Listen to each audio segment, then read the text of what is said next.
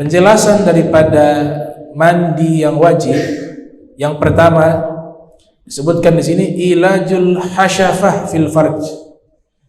Ya, mohon maaf ini memang harus disampaikan. Helm, ya, ilajul hasyafah, masuk ke kemaluan perempuan, suami istri, hubungan biologis, walaupun belum keluar air mani sudah masuk.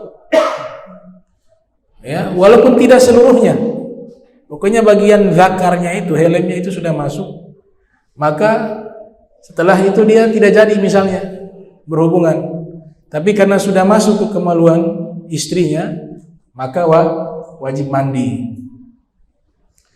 Di situ ada khilaf, apakah yang wajib suaminya atau istrinya kalau dalam keadaan seperti itu.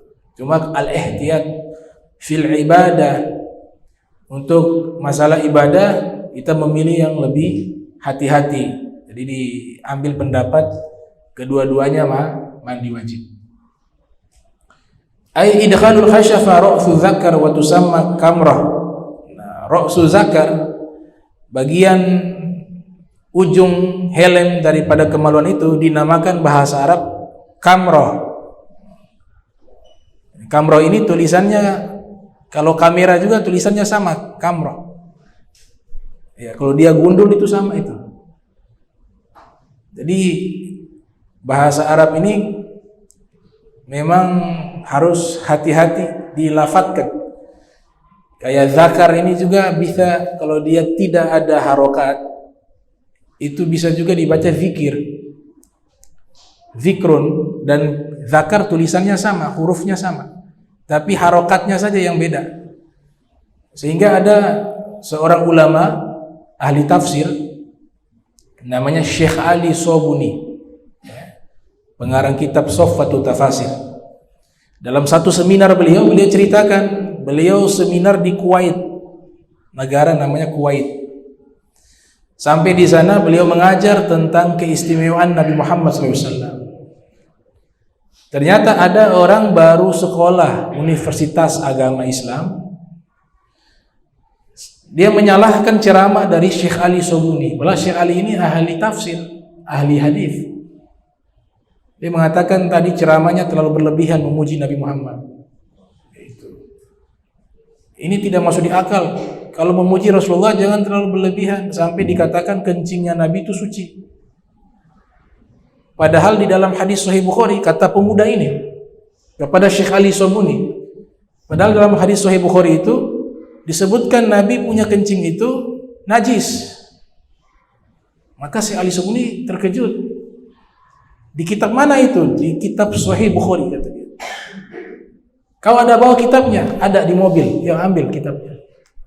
Saya belum pernah dengar itu. Ada hadis Nabi kencing, kemudian mengisyaratkan Nabi kencingnya najis. Hanya dia bawa itu kitab Sahih Bukhari. Kemudian dibuka halaman yang sudah dia beri tanda tentang hadis tersebut. Kemudian dikatakan ini Syekh hadisnya. Coba kau baca.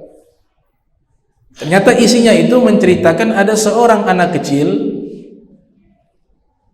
umurnya 2 tahun. Nabi pangku dia di atas pahanya Rasul SAW. Kemudian dalam hadis tersebut ditulis fabala alaihi minhu. Fabala alaihi minhu. Ini kan tidak menyebut nama, domir dia. Fabala alaihi minhu. Bala itu artinya kencing. Alaihi di atasnya, minhu darinya. Nah, karena dia coba menjelaskan sesuai dengan akalnya, dengan pemahamannya, dia katakan ini hadis fabala alaihi minhu artinya adalah Nabi sedang meletakkan anak kecil itu di paha Nabi, kemudian Nabi kencing di atas anak itu. Jadi diartikan fabala alaihi minhu, Nabi Muhammad kencing kepada anak kecil itu. Nah, ini salah. Dalam hadis itu bukan Nabi yang kencing.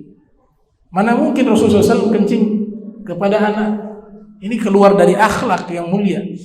Tapi maksud hadis itu adalah minhunya itu anak itu yang kencing kepada Nabi, bukan Nabi kencing kepada anak tersebut. Ketika anak itu kencing kepada Nabi Muhammad SAW, Nabi katakan dalam hadis, lil gulam yugsal walil jariya turash. Kalau anak kecil di bawah 2 tahun, kalau kencing maka cukup dipercikkan.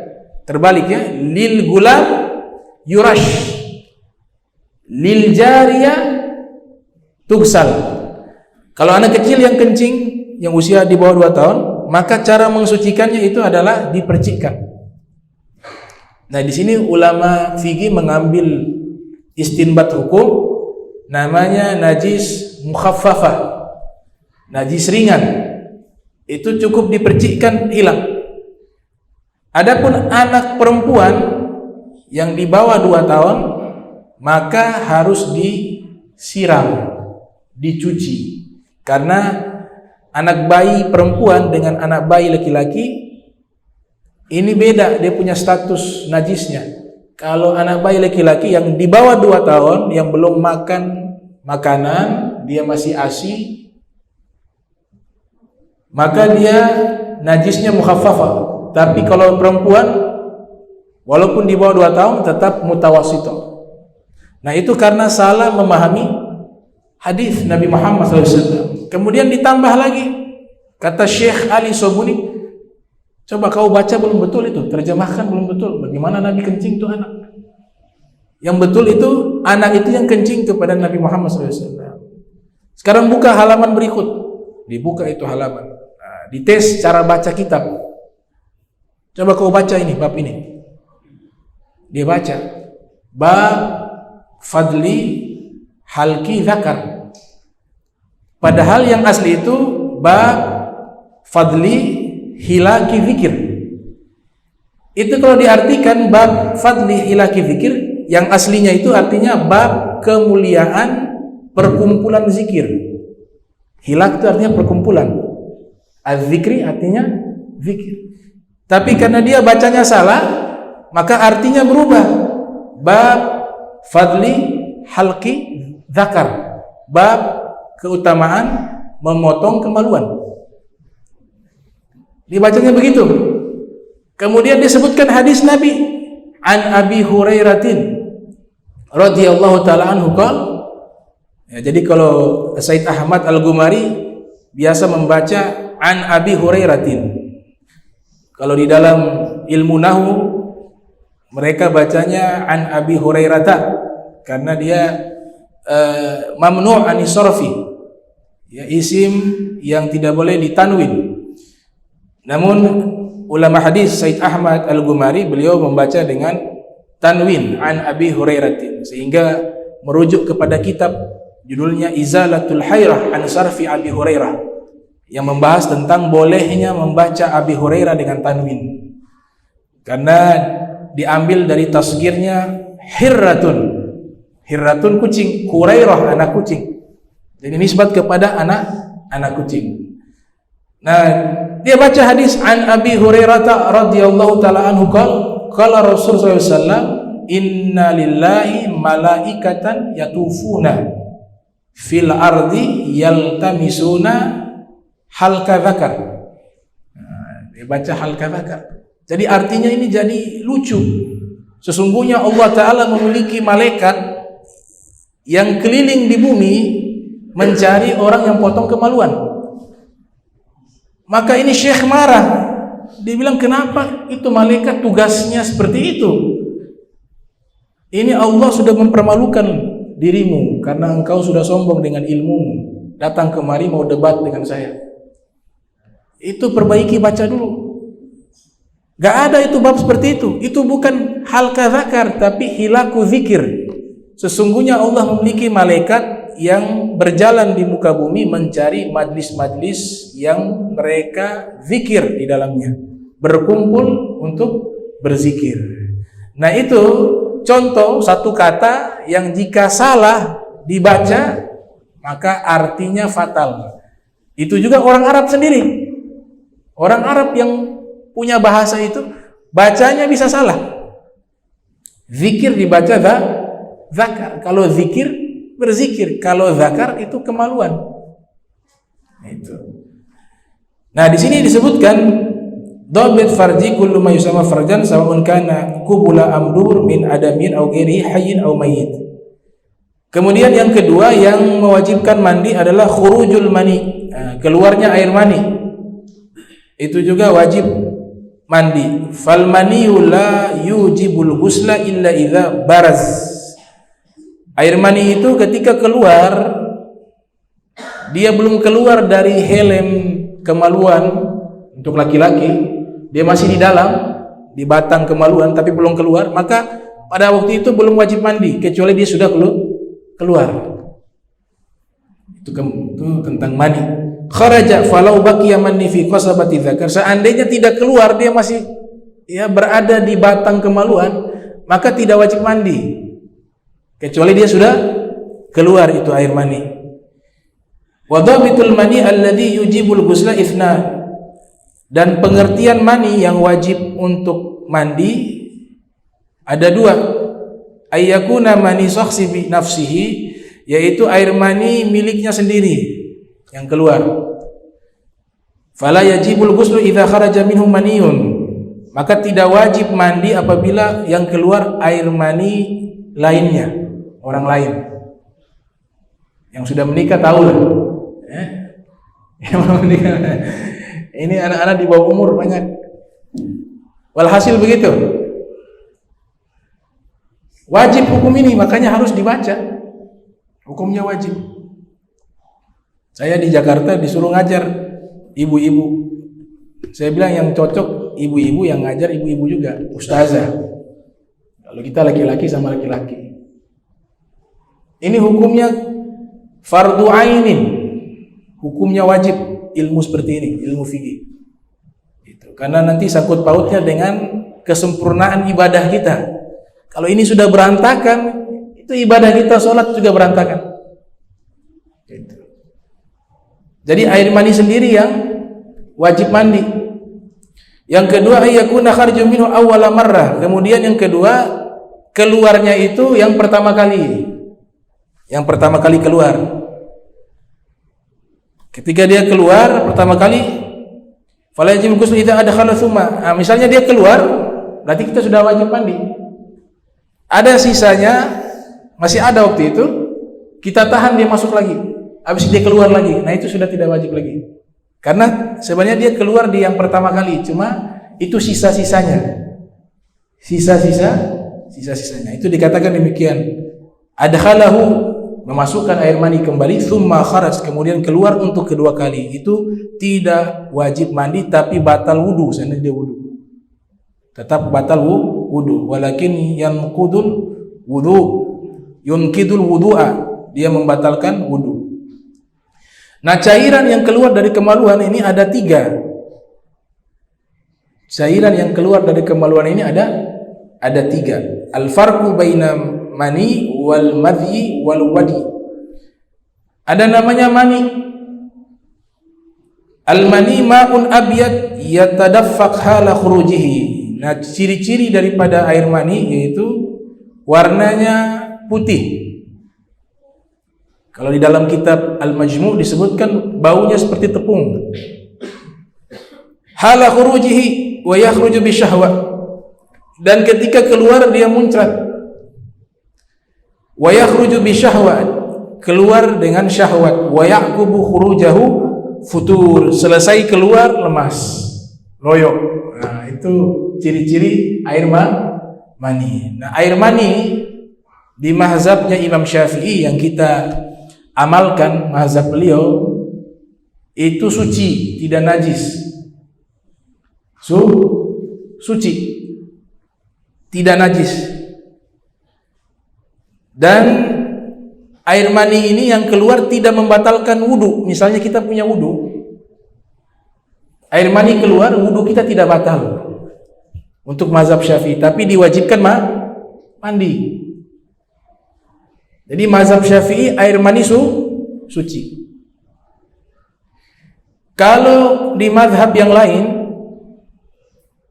mazhabnya Abu Hanifah, Al-Hanafiyah, air mani najis.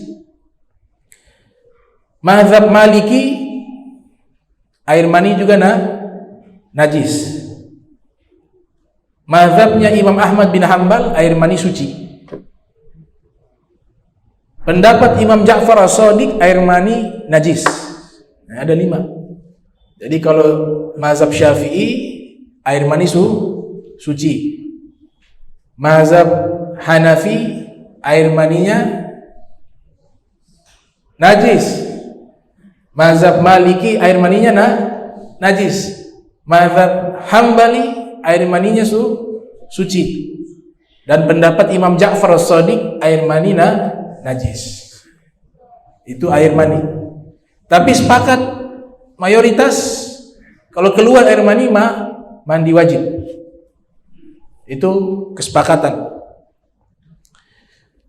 Kemudian yang kedua ada namanya al-madhyu. Ma'un abyad raqiq lajij. Nah, ini berupa cairan, warnanya putih juga. Raqiq, dia transparan. Kalau yang mani kan dia seperti campuran tepung. Kalau yang ini namanya madhi, itu dia transparan, warna putih, lajij, lengket. Nah, biasanya yakhruju inda thawran syahwat. Ketika memuncak syahwat, dia keluar terlebih dahulu sebelum mani. Tahu ya? Sebelum mani keluar, cairan itu keluar terlebih dahulu. Bila syahwatin kamilah, sebelum klimaks daripada keluarnya air mani. Nah, itu namanya madhyu atau madhi. Nah, madhyu ini di dalam mazhabnya Imam Syafi'i hukumnya najis. Kata Imam Nawawi dalam kitabnya Al-Majmu', ajma'atil ummah ala najasatil madhi. Bersepakat para ulama mazhab Syafi'i bahwa madhi itu hukumnya najis. Ini beda kalau dia madhi ini. Dia najis, kalau mani suci. Jadi yang kita ingat-ingat Imam Syafi'i punya dulu. Nah, ingat-ingat itu. Mani suci, madhi najis. Adapun di mazhab yang lain ada perbedaan. Kalau mazhab Maliki, mazhab Hanafi dulu, mazhab sesuai urutan, mazhab Hanafi ini madhi hukumnya sama, najis. Mazhab Maliki juga madhi hukumnya najis. Mazhabnya Imam Ahmad bin Hanbal, madhi hukumnya suci. Dan pendapat Imam Ja'far As-Shadiq, madhi hukumnya suci. Hukumnya suci. Ini diambil dari 3 kitab.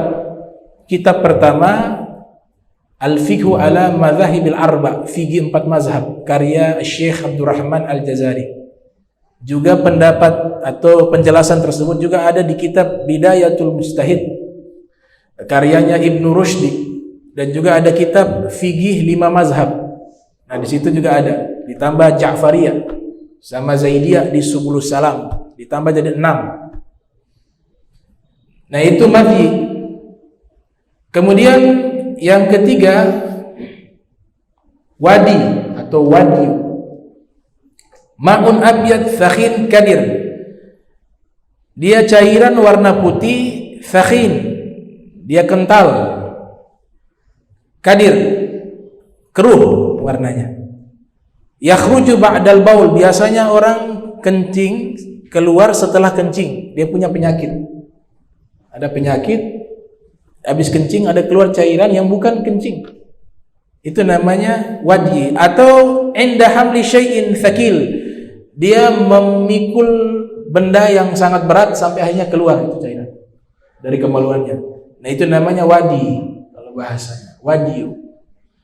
Nah, wadi ini kalau di mazhab Syafi'i najis. Hukumnya najis. Kalau di mazhabnya Hanafi juga najis. Di mazhabnya Maliki juga najis. Di mazhabnya Hanabilah Ahmad bin Hambal suci, dan di mazhabnya Imam Ja'far As-Shadiq suci. Nah, ini 3 cairan yang harus kita perhatikan kalau keluar, mana yang najis, mana yang suci, sehingga nantinya tidak merepotkan kita. Kalau ada memang sarung sudah terlanjur kena air mani, kita sholat menggunakan sarung itu sah tidak? Sah, karena dia suci. Tapi dianjurkan kalau sempat dibersihkan dulu, karena Nabi SAW itu Sayyidah Aisyah, beliau dengan kukunya mengupas itu bekas mani di sarungnya. Ini secara fikih sengaja hadis ini dikeluarkan biar keluar istinbat hukum, tapi tidak tahu ini mani siapa. Dibersihkan baru keluar. Tapi seandainya pakai juga, karena dalam satu riwayat Nabi sempat pakai yang belum sempat dikupas, masih ada bekas mani, dipakai sholat.